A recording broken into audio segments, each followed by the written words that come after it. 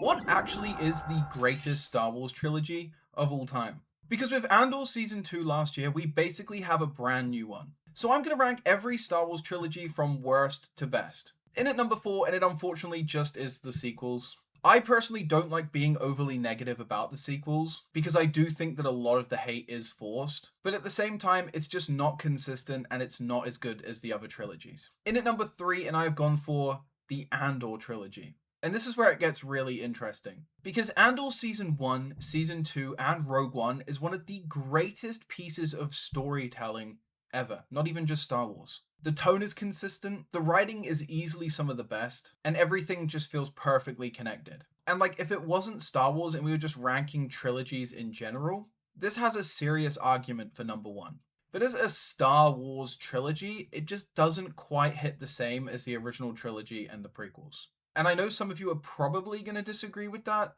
but yeah.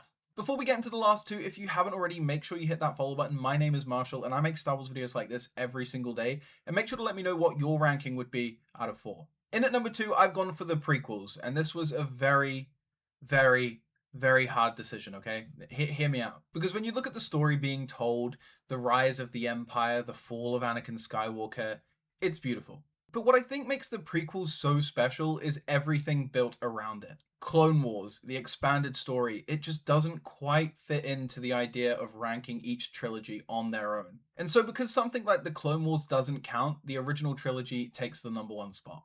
Not just because it's more consistent than something like the prequels, it just is Star Wars. It's the beginning of everything that we love today. And the older I've got, the more I've realized that. And I am a prequels kid. But yeah, what would you guys rank these 4 trilogies?